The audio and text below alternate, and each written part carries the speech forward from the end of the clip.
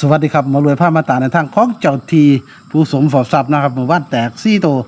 457557เนาะเอานะครับสำหรับแนวทางของผู้เจ้าที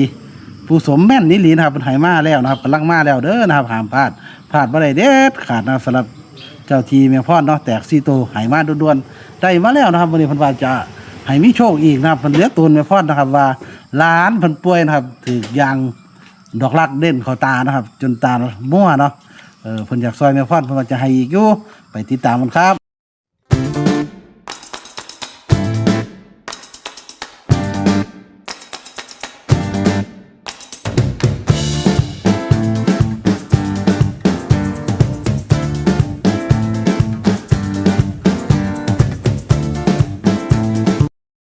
อ่ะก็เงียบสวัสดีเลยสวัสดีครับสวัสครับผมว่าดีค่ะหมอรวยวันนี้มาตามในทางขพารวยจ้าองอันพาเจ้าที่เนาะรวยจ้าจ้าเจ้าเจ้าที่ที่ผู้ชมเผ่าทราบว่าเพิ่นเขา45ครับ75เนาะ57จ้านะครับวันนี้ตามด่วนๆคือเก่าอืมปังคักปังแน่หมอรวยข่อยคันข่อยบ่เมื่อยข่อยสิโทรไปหาเจ้าอีกอยู่เด้เมื่อวานนี่อืมไปเว้าเรื่องอันนี้ฟังข้อข่อยลงของเจ้าทีแล้วแม่นบ่ข่อยค่ายากแล่นนั่นแล่นนั่นแหมพาหลานไปหาหมอเนาะ2หม้อง อืม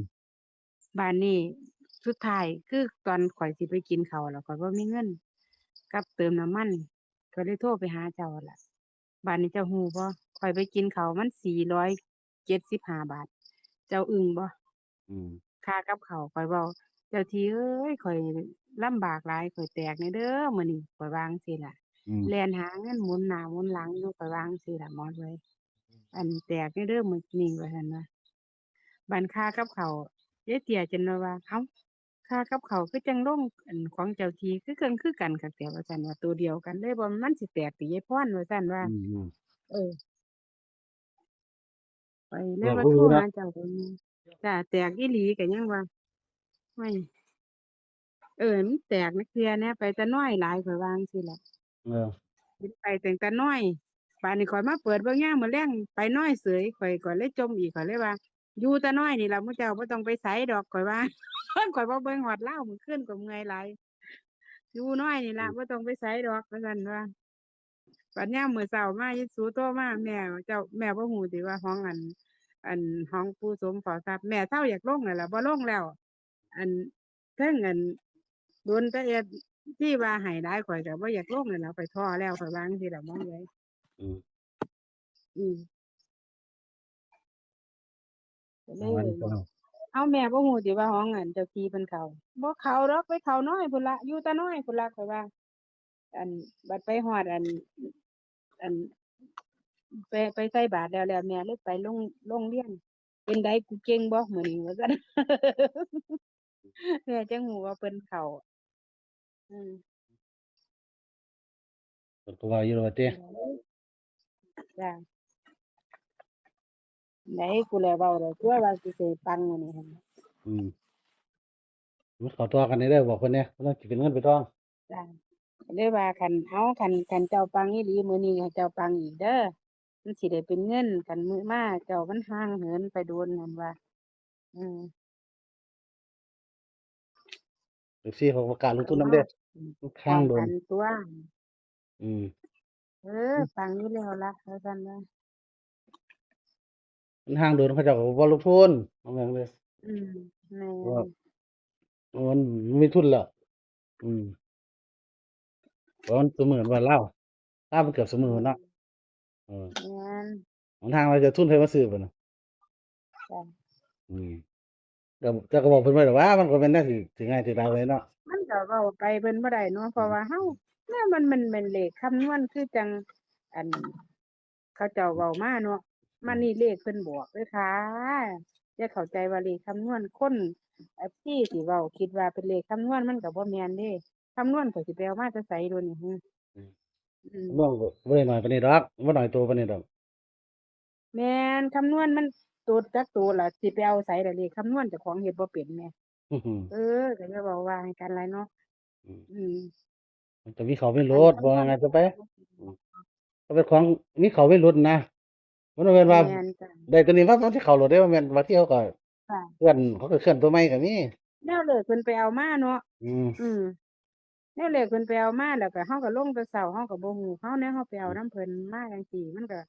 มันได้จังซี้จักสิว่าจั่งใดล่ะแม่นบ่ล่ะหมอรวยว่ามันเป็นอืมเป็นช่วงเนาะบางทีเขาก็เคลื่อนบางค่ะทีก็ดวงเขามีมันก็เข้าเต็มๆโลดจ้ะอืมเช้านี้ก็ไปใส่บาตรให้เพิ่นวางได้บ่เนี่ยทั้งเจ้าที่ทั้งคุณยายล่ะอ้าวมื้อนี้กูก็สิปังอีกคือเก่าหั่นล่ะว่าซั่นนะแต่ว่ามื้อนี้กูขอเก็บขวดใหญ่แหน่อืมกูก็เข้าปานนี้3ตัวแตก4ตัวแตกนั่นนะอืมขอหยังล่ะบ่มีจักขวดอืมอย่าฟ้าวมาขอหั่นดอก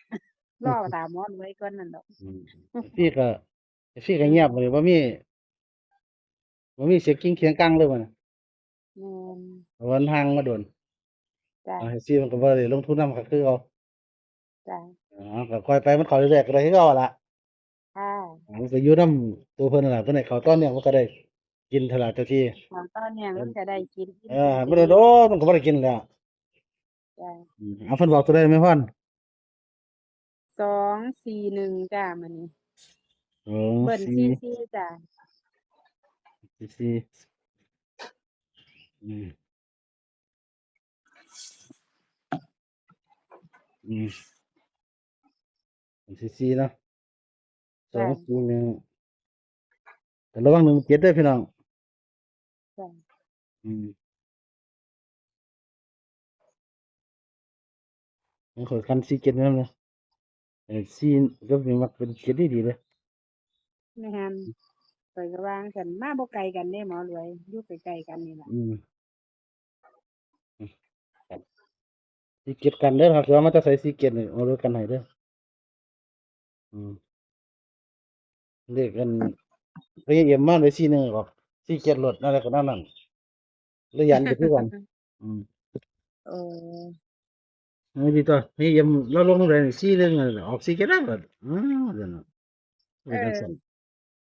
มันก็มาใกล้ๆกันนั่นแหละเนาะหมอรวยเลอืขมันก็มบ่ได้ต่างกันเพิ่นเขาเจ้าไปเอามาจังซั่นมันก็เข้าจังซั่นน่ะเนาะๆอืมเออ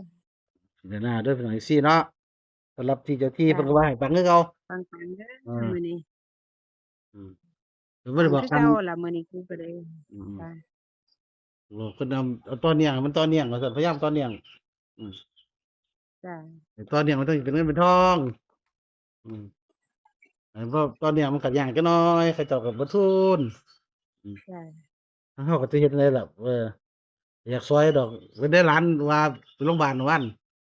หมู่บ้านนี่คันมันบ่ดีขึ้นคันมันปวดคักปวดกว่าเก่าจัก3 มื้อนี่ก็กลับมาได้เขาสิได้เบิ่งเรื่องเสื้ออิหยังมันแต่มันสิราคาแพงจักหน่อยเพราะว่าอันนั้นมันสิอันนี้คือเขาให้ยามาล้างตาแบบเขามียาดีแหมเออมันเป็นร้านหมอตาโดยเฉพาะเนาะเออบัดนี้เขาเลยถามอยู่ว่าสิเฮ็ดไปฮอดพู้นบ่ก็ว่าเงินเราบ่ถึงเนาะ เงินบ่ถึงก็เลยบ่ทันได้เฮ็ดจ้ะสิได้เฮ็ดได้ซื้อบ่ความหมายเขาเจ้าเออจ้ะคันเฮาไปคันบ่ทันได้เซาคันบ่ดีขึ้นอืมเขาก็ให้กลับคืนไปภายในก็3มื้อนี่ล่ะก็ต้องไปเฮ็ดว่าไงอืมแม่นจ้ะก็เอาแต่ที่ว่ามื้อคืซอยเด้อคุณยานก็ว่ายซอยเด้อปวดอยู่นางก็จักอือฮึสิเฮ็ดจั่งใดจังว่าเจ้าซอยมันที่ซอยแตกอีกแหน่เด้อเนาะต้องซอยเขาต่อเนื่องคือยายคือเจ้าที่แหละเพราะว่าเอ่อจ้ะมันก็ใช้เงินเนาะจ้ะมีพรเพิ่นได้แต่เขามันว่าว่าหลายๆก็บ่แม่นว่าได้ใช้เด้อพี่น้องใช้ตัวนี้แม่นใส่เออหนี้ใส่สินหมดนั่นมันล่ะมันบ่ได้ใช้ดอกจ้ะมันเป็นเงินใช้หนี้มันบ่แม่นเงินเก็บอะนะจ้ะอย่างมากก็คือใช้หนี้ใช้สิ่งที่เขาเอามาล่ะจ้ะอามื้อเช้าก็ได้ใส่บุญได้ใส่บาตรอยู่ดอกอยู่วัดอืมไปใส่บาตรที่วัดแล้วก็ เอ่อก็ไปเปิดโรงเรียนนะคะครับมื้อนี้ก็สิปังอยู่ดอกยายว่ากูสิให้มึงปังอยู่ดอกกูเห็นมึงกูเห็นโตนมึงครับก็ต้องพยายามเด้อจ้ะเจ้าที่คุณยายเอ้ยซอยแม่พรให้หลุดพ้นเคราะห์ครั้งนี้เด้อเนาะจ้ะสิดีจะหายใจอิ่มแน่บ่ได้อิ่มจักเที่ยเป็นแม่พรนี่ล่ะ จ้ะอืมแต่ละเงิดหลาย